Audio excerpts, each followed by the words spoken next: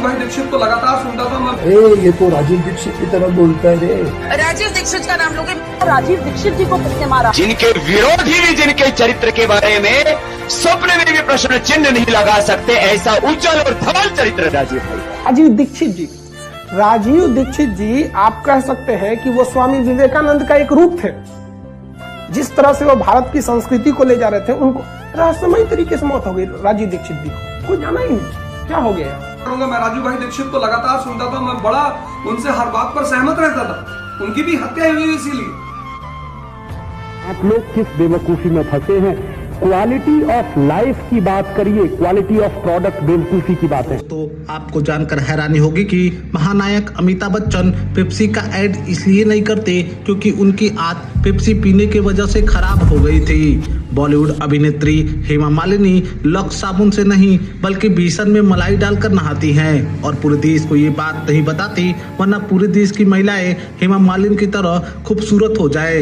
ये बातें हम नहीं, इस तरीके के तमाम दावे करने वाले एक शख्स का नाम था राजीव दीक्षित, जो काम से लेकर कैंसर तक सभी बीमारियों का इलाज के 2 दावे आज बाबा रामदेव करते हैं। उनकी शुरुआत राजीव दीक्षित ने की थी। समर्थकों की माने तो राजीव दीक्षित यदि आज जिंदा होते तो भारत में स्वदेशी और आयुर्वेद का सबसे बड़ा ब्रांड बन चुके होते, लेकिन फिर 43 साल की उम्र में दिल का दौरा पड़ने से उनकी मृत्यु हो गई। समर्थक दावा करते हैं कि ये मौत नहीं, उनकी की गई हत्या थी। तो आज की वीडियो में हम पूरी जानकारी राजीव दीक्षित के बारे में देने वाले हैं। हेलो फ्रेंड्स, मैं हूं आपका होस्ट गौरव और स्वागत है हमारे यूट्यूब चैनल जी टेक्निकल रिसर्च में। राजीव दीक्षित का जन्म 30 नवंबर 1967 पे यूपी के अलीगढ़ में हुआ था।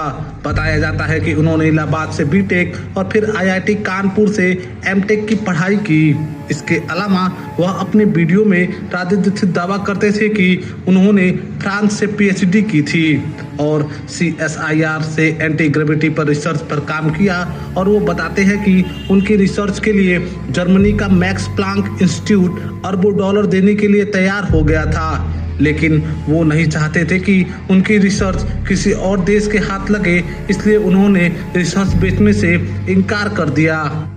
राजीव दीक्षित का नाम सुर्खियों में तब आया जब भोपाल में गैस त्रासदी हुई। उन्होंने यूनियन कार्बाइड कंपनी के खिलाफ प्रदर्शन किए और हालांकि उनका एक दावा यह भी था कि यूनियन कार्बाइड घटना अमेरिका की एक सोची समझी साजिश थी और इसे भारतीयों पर एक्सपेरिमेंट के तौर पर अंजाम दिया गया था।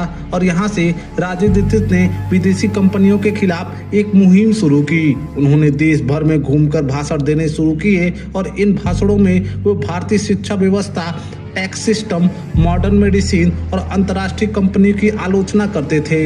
एक भाषण में वो कहते हैं कि भारत का वर्तमान लीगल सिस्टम अंग्रेजों के बनाए कानून की फोटोकॉपी जैसा है और इसे बदला जाना चाहिए। इकोनॉमिक सिस्टम के बारे में राजीव दीक्षित कहते थे कि देश का टैक्सेशन सिस्टम डिसेंट्रलाइज कर देना चाहिए क्योंकि यही देश में भ्रष्टाचार की जड़ है। और उनका दावा था कि देश का 80% टैक्स रेवेन्यू नेताओं और ब्यूरोक्रेट के हिस्से में जाता है। भारत के बजट सिस्टम को ब्रिटेन से प्रेरित बताने वाले राजीव 500 और 1000 के नोट बंद करने की सलाह देते थे। उनके हिसाब से लिबरलाइजेशन, प्राइवेटाइजेशन और ग्लोबलाइजेशन भारत के सबसे बड़े दुश्मन थे जो भारत की आत्मघाती स्थिति में ले जा रहे हैं। राजीव कहते थे कि देश के विचारकों ने खेती के क्षेत्र में पर्याप्त काम नहीं किया, जिसकी वजह से आज किसान खुदकुशी करने पर मजबूर है। साल 2009 में राजीव ने बाबा रामदेव के साथ काम करना शुरू किया। रामदेव ने अब तक अपनी योग शिविर पर पतंजलि योगपीठ के जरिए नाम कमाना शुरू कर दिया था। दोनों ने मिलकर काले धन के खिलाफ भारत स्वाभिमान आंदोलन नाम की मुहिम शुरू की।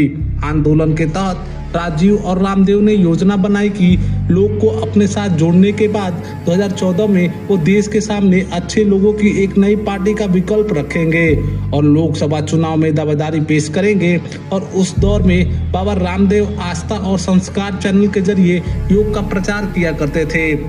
राजीव दीक्षित भी इन्हीं चैनलों के माध्यम से भाषण दिया करते थे, जिसके चलते उनके प्रसिद्धि में खूब इजाफा हो रहा था। भारत स्वाभिमान आंदोलन की शुरुआत के कुछ महीने बाद ही 30 नवंबर 2010 को राजीव दीक्षित की मौत हो गई। राजीव दीक्षित की मौत एक साधारण मृत्यु थी या हत्या, इसका पता आज तक नहीं चला। 2010 के नवंबर के आखिरी सप्ताह में राजीव छत्तीसगढ़ दौरे पर थे, जहां उन्होंने अलग अलग जगहों पर व्याख्यान देने थे। 26 से 29 नवंबर तक अलग अलग व्याख्यान के बाद जब 30 को वो भिलाई पहुंचे तो उनकी तबीयत बीच में खराब हो गई। वहां से दुर्ग जाने के दौरान कार में उनकी हालत बहुत खराब हुई और उन्हें दुर्ग में रोका गया। दिल का दौरा पड़ने पर उन्होंने भिलाई के सरकारी हॉस्पिटल में भर्ती कराया गया और फिर वहां से अपोलो BSR हॉस्पिटल शिफ्ट किया गया, जहां डॉक्टरों ने उन्हें डेड डिक्लेयर कर दिया। इसके बाद एक चार्टर्ड विमान में राजीव के शव को हरिद्वार लाया गया और राजीव के समर्थकों का कहना है कि उस रोज राजीव का शव बैगनी और नीला पड़ गया था। उनकी स्किन उधड़ी लग रही थी, नाक के आसपास काले नीले रंग का खून जमा हो गया था। यह देखकर वहां मौजूद लोगों को शक हुआ कि ये स्वाभाविक मौत की नहीं यह हत्या हो सकती है। ये देखकर कई लोगों ने पोस्टमार्टम की मांग की, लेकिन राजीव के परिवार ने पोस्टमार्टम से इनकार कर दिया। अंत में राजीव दीक्षित का हरिद्वार में अंतिम संस्कार कर दिया गया। ये थी राजीव दीक्षित से जुड़ी सारी जानकारी। आपको कैसी लगी हमें कमेंट सेक्शन में जरूर बताएं। उम्मीद करता हूँ आपको ये जानकारी पसंद आई होगी। ऐसे और भी वीडियो के लिए हमारे चैनल को सब्सक्राइब करें, वीडियो को लाइक करें और बेल आइकन प्रेस करना ना भूलें।